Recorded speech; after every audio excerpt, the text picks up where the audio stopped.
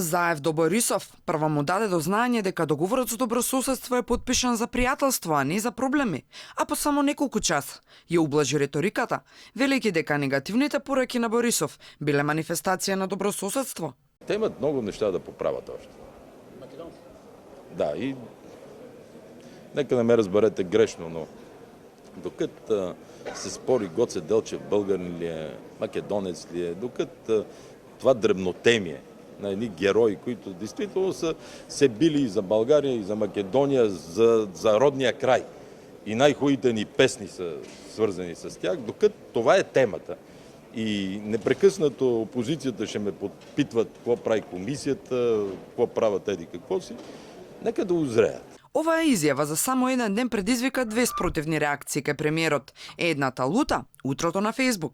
Со Бугарија подпишавме договор за пријателство и соработка, а не за проблеми и јавни препукувања. Се договоривме дека заедничките моменти од минатото треба да не спојуваат, а не да не раздвојуваат. За да успееме треба заедно да зрееме. Пријателството мора да биде двострано и взаимно. После некој саат во изјава во камера, за него пораката на Борисов одеднаш стана добрососедска.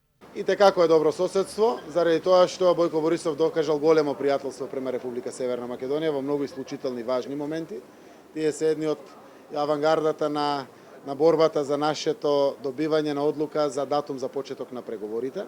И не е прв пат. Во август лани, премиерот буквално се извинуваше преку Фејсбук на целиот бугарски народ. Оти некој ден предходно рекол дека Илинденското востание е македонско.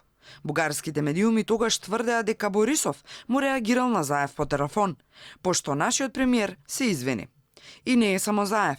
По принципот кажал па се предумислил, пораки праќа и шефот на државата.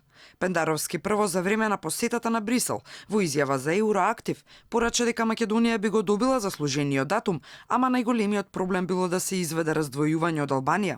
Во Албанија е хаос сега. Опозицијата ги напушти институциите, што да кажеме.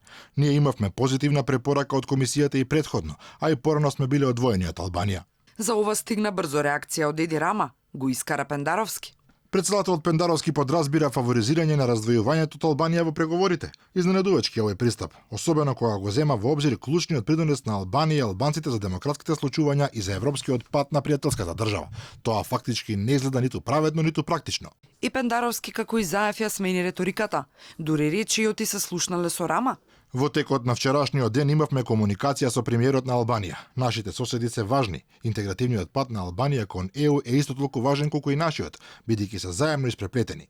Зошто највисокиот државен врв е подготвен во секое време да отстапи од ставот, дури и кога е во право, дури и кога ги брани државните интереси. Одговорите ги знаат самите, но треба да се свесни, оти и граѓаните ја забележуваат разликата.